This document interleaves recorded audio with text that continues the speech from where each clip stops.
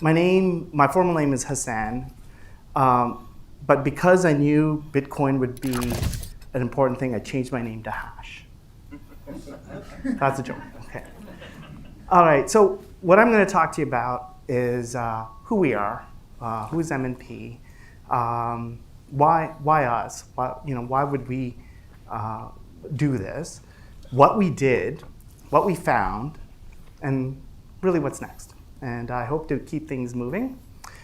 So who are we? So MNP stands for Many Nice People. Actually, it's Myers Norris Penny, and MNP is a national accounting firm. And yes, I'm an accountant.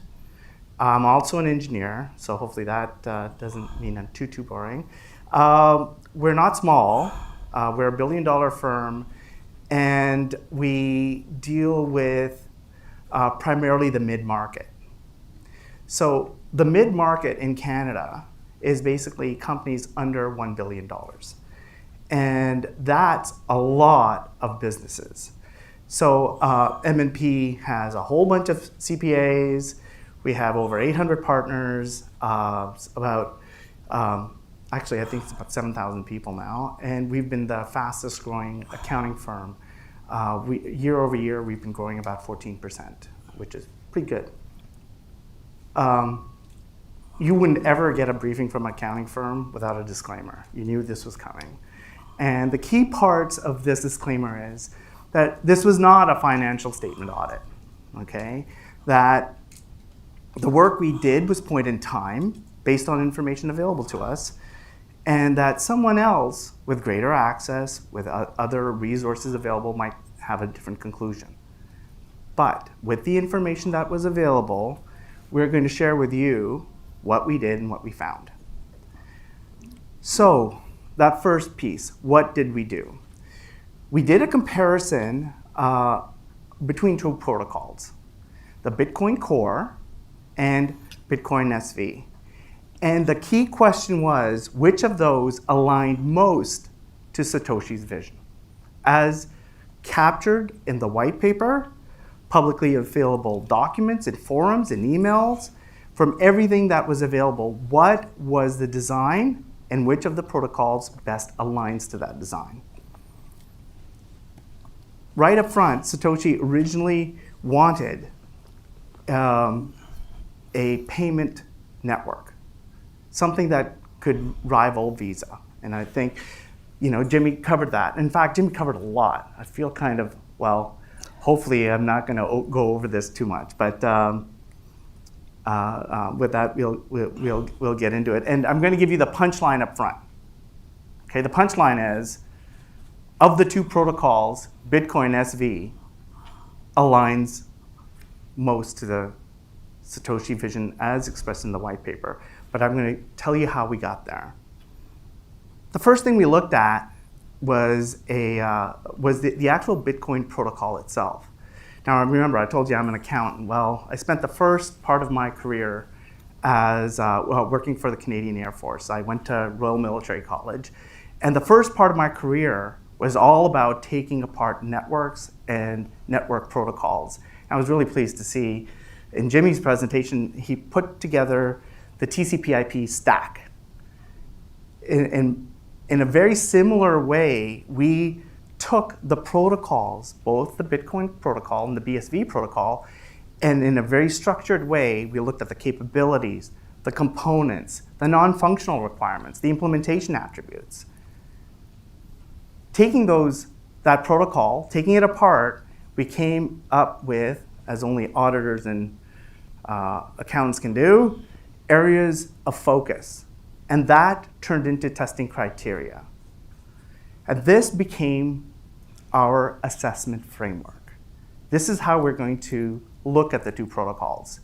And one of the goals here is not just us, but anyone should be able to take the assessment framework we developed and be very transparently in the white paper that we have actually already published, say this is how we did it. And this is so that others can also build on it. And by the way, they can verify what we did. So I think that's very, very important. So what did we find? once we looked at all the material that was available, starting with the white paper and going line by line through that white paper, we understood that Satoshi's Bitcoin was supposed to be a system that allowed many potential outcomes. It was meant to be a more efficient way to provide internet payments, and especially casual payments. It was meant to be used for much more other functions beyond just the payment, and in it, almost like your DNA, right? The DNA includes instructions on how to build the machines that will execute what is needed to build the DNA. The DNA is amazing that way. Well, so was the Bitcoin protocol, because included in it, is actually the script language and the opcode language, which we'll talk about in a minute. So, with the assessment framework, the key things that stood out for us is that, in fact, there are similarities between the two. Of course there are. They have common origins. They do, both Bitcoin Core and Bitcoin SV provides ways to do transactions. They have a mechanism to confirm integrity of those transactions through encryption. There's a timestamp element. Okay, so those are important similarities that we saw. But the difference in block size is actually quite stark. In one protocol, it's uncapped. In the other one, it's capped to 1 megabyte. That certainly limits some of the versatility of the blockchain. And then that's where the difference begins to start of the two protocols and how they align to the Satoshi white paper.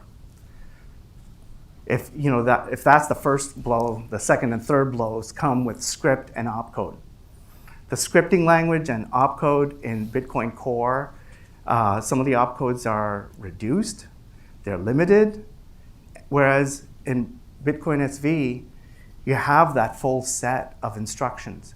You have the ability to use Bitcoin as a computing platform and to extend it. Therefore, with these three items, you have a much more capable solution aligned to the Satoshi white paper and what Satoshi intended for those two protocols. Continuing what we find, if you look at these two aspects, the second one I've already covered, right? Because with more opcodes, with greater data size, of course, you have much more use cases, which was meant to be part of the initial vision. But I want to talk about that first point, just emphasize electronic cash. So right now, there are about 300,000 Bitcoin transactions. There could be more. There are millions of users, but that's pale in comparison to what Visa is doing. And Jimmy's already covered that, so I'm not going to go over it again.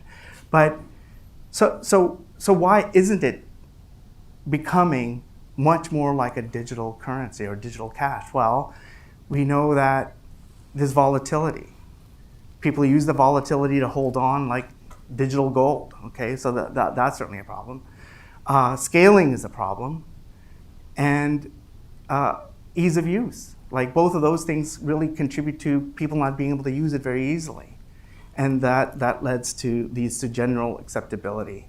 And when you combine general acceptability to some of the issues around reputation, it's one of the reasons at least Bitcoin Core wouldn't be a suitable electronic cash system relative to BSV. So where we are at now is our paper is published. It's freely available. And it wasn't just important that we provided a point of view, that we provide that point of view sharing how we got there. So the assessment framework, looking at the various protocols, how we did the comparison, all of that is part of the white paper. What's next is actually in October, during the CoinGeek conference, we'll actually be talking about how the two protocols actually use energy and what the energy equation is going to be. And hopefully I'm on time. In fact, maybe a little ahead. Yeah, you are. So we can take some questions. All right, I'll sit up here with Hash. Anyone have any questions for Hash? They're really tough, Jimmy will take them. Yes, yes, yes. Yes. So you arrive at this conclusion. What does your organization do with that conclusion? Okay. What do you do with that discovery? How do you implement it, or is that something outside the scope of your organization? I'll repeat the question for our recording. So that you've reached this conclusion about the Bitcoin protocol. What does your organization do with that, or implement it, or is it outside the scope of what your mandate is? Okay, no, that's a great question. So we set out with a certain scope, and there's a mandate. We've delivered on that. Now, what does M&P do with that? So M&P, especially my office, I'm based out of Ottawa, and I do a lot of work with the Canadian federal government. And you might be surprised to find out that the Canadian federal government right now is doing a lot of innovation.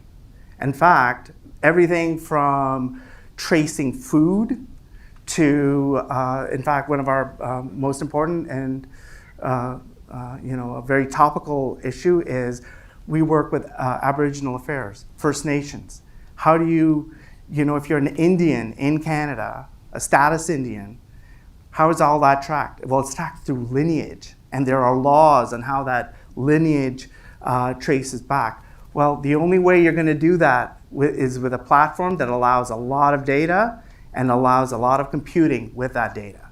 So what does M&P do? Well, we certainly are looking for a protocol, a solution set that we can work with our big clients like Aboriginal Affairs or Agriculture Canada. They're looking for these kinds of solutions. But I think at the front end of the presentation, I also talked about we also serve the mid-market. In fact, we've had an artist who was looking for what's the solution I should look at because I want to take my art and I want to work in the NFT space. And a fantastic client. Well, so we had to set up wallets for him and crypto control environments and things like that. Again, we're in a position as a mid-market accounting firm, national accounting firm, to look for solutions like that. So for sure, we had a mandate to cover this, but this conclusion is important for us too as a business. Did I answer your question? Great. We'll take another question. Anyone got another question? Yes. Bill. Yeah, thank you. As we probably all know, one of the major criticisms of cryptocurrency being used by illicit actors, right? So that's where I'm going with this. Bill used to work for the government. Oh, is As that an investigator. Got it. Yeah. So, my question is, did you look at the transparency, or did you compare transparency, traceability? What did you get on that end?